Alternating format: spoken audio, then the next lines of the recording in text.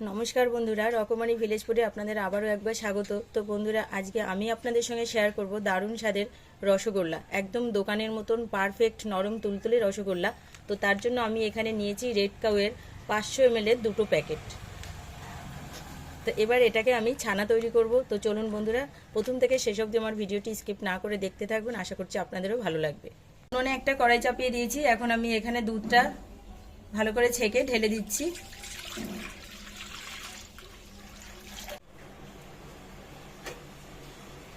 তো দুধটা আমার ফুটে গেছে অনেকটা বন্ধুরা, এই দেখুন দুধটা অনেকটা ফুটে গেছে। এখন আমি এখানে দিয়ে দেব ভিনিগার থেকে 1.5 চামচ, আর দিচ্ছি এখানে ঠিক ততটুকুই আমি জল দিয়ে দেব। এখন আমি এই ফুটন্ত দুধের মধ্যে গ্যাসটা একদম বন্ধ করে দেব। এখন আমি এটা দিয়ে দেব, গ্যাসটা একদম এবারে একটু মিডিয়ামে করে দিয়ে দেব আমি গ্যাসটাকে। এবারে 8 থেকে 10 মিনিট রেখে দেব। তো এই দেখুন বন্ধুরা, আমার ছানাটা পুরো তৈরি হয়ে গেছে। আর এটা বেশিক্ষণ রাখবো না, 8 থেকে 10 মিনিট মিডিয়াম আঁচে করেই ছানাটা তৈরি করতে হবে, কারণ বেশিক্ষণ রাখলে ছানাটা শক্ত হয়ে যাবে। আর জলটা মানে যখন বুঝবেন জলটা এরকম সবুজ হয়ে গেছে, তখনই বুঝবেন আমার ছানাটা পুরো পারফেক্ট হয়েছে। তাই এখন আমি নামিয়ে নিচ্ছি। এখন আমি ছানাটা এরকম একটা ন্যাকড়ার সাহায্যে ছেঁকে নিচ্ছি।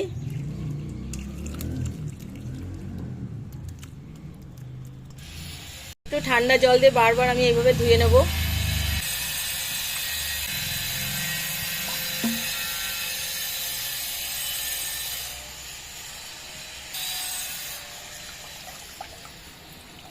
এইভাবে আস্তে আস্তে জলটা আমি চিপড়িয়ে বের করে দেবো, কিন্তু খুব বেশি জোরে প্রেসার দিয়ে চিপবো না, জলটাকে বের করব না, কারণ ছানাটা অনেক সময় শক্ত হয়ে গেলে মিষ্টিটা ফেটে যায়। আলতো হাতে চাপ দিয়ে দিয়ে এইভাবে যতটুকু বের হয় জল, জোরে জোরে আমি চিপে বের করব না জলটা। এই যে এইভাবে একদম আলতো হাতে, যাতে ছানাটা শক্ত না হয়ে যায়। এবার আমি ছানাটাকে দেখব, এবার আমি মেখে নেব।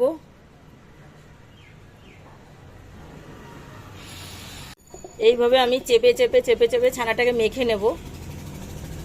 দেখুন একদম শক্ত হয়নি, নরমও হয়নি। হাতের এই এই জায়গাটা দিয়ে এখন আমি আস্তে আস্তে এইভাবে মেখে নেব।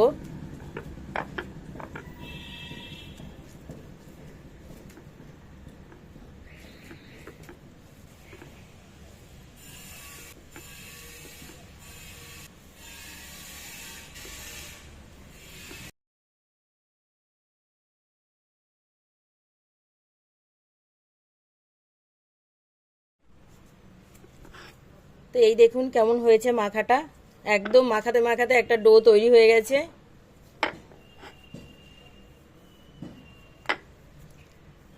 আর এটা কতটা পারফেক্ট হয়েছে সেটাও আমি দেখাচ্ছি, এই দেখুন।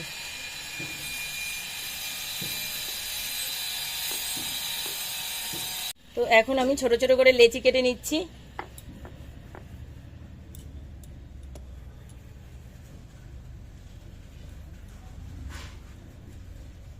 এইভাবে ছুরির সাহায্যে কেটে নেব, তাহলে সমান হবে।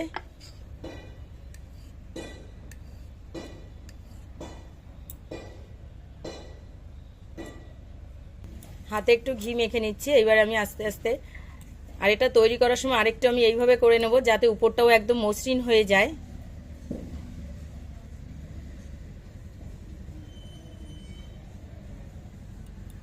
একদম তৈরি হয়ে গেল।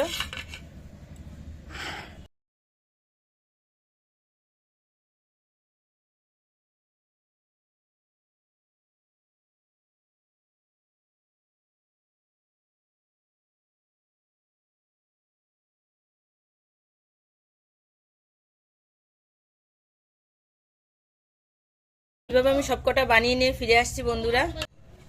তো এই দেখুন আমার সবকটা রসগোল্লা তৈরি হয়ে গেছে। তো চলুন বন্ধুরা, চলে যাই রান্নার কাছে। আমি কড়াই চাপিয়ে দিয়েছি গ্যাসে। এখন আমি দিয়ে দিচ্ছি এখানে 1.5 বাটি চিনি দিয়ে দেবো। ওই একই বাটির মাপ অনুসারে এখানে দিয়ে দেবো আমি 1.5 বাটি, যেহেতু চিনি দিয়েছি তাই 3 বাটি এখানে জল দিয়ে দেবো।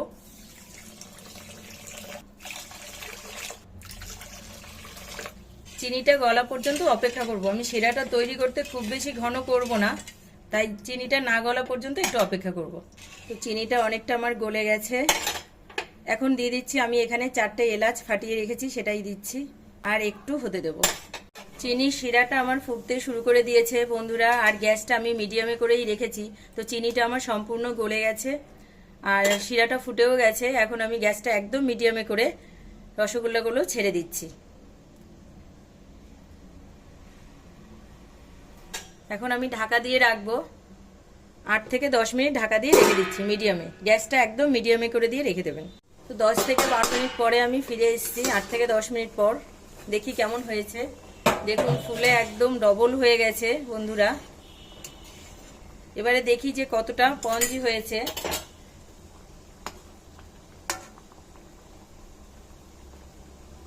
দেখুন। তো এখন আমি গ্যাসটা বন্ধ করে দিয়ে, যদি হাতে সময় থাকে তাহলে যতটা বেশি সময় ভিজবে তত বেশি রসটা ওর ভেতরে যাবে, অ্যাবজর্ব করবে। তো তার জন্য এখন আমি গ্যাস বন্ধ করে দিয়ে এখানে আরও 1 থেকে 1.5 ঘন্টা পরে আমি ফিরে এসে দেখাচ্ছি এর ফাইনালি কেমন হয়েছে আর কতটা রস ভেতরে গেছে। বন্ধুরা এই দেখুন আমার তৈরি হয়ে গেছে। এখন আমি 1 থেকে 1.5 ঘন্টা ভিজিয়ে রেখে দেবো। তো এখন আমি তাও আপনাদের দেখাচ্ছি যে এটা কেমন তৈরি হয়েছে, কতটা পারফেক্ট হয়েছে। যত ভিজবে রসটা তার ভেতরে যায়। দেখুন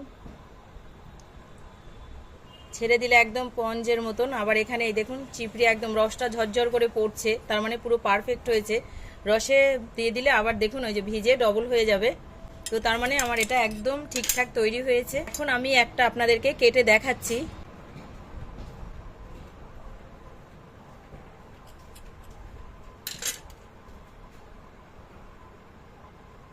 দেখুন এই ছিল আজকে আমার রসগোল্লা তৈরি। যদি রেসিপিটি ভালো লাগে অবশ্যই লাইক কমেন্ট শেয়ার করবেন, কমেন্টে অবশ্যই জানাবেন। তো আপনারাও বাড়িতে এইভাবে তৈরি করে খান, ভীষণ ভালো লাগবে। দোকানে না গিয়ে আমরা ঝটপট বাড়িতে তৈরি করে খেতে পারি, গুঁড়ো দুধ হোক বা লিকুইড দুধই হোক না কেন। তো আবার দেখা হচ্ছে পরের ভিডিওতে। সে পর্যন্ত আপনারা ভালো থাকুন, সুস্থ থাকুন, টাটা।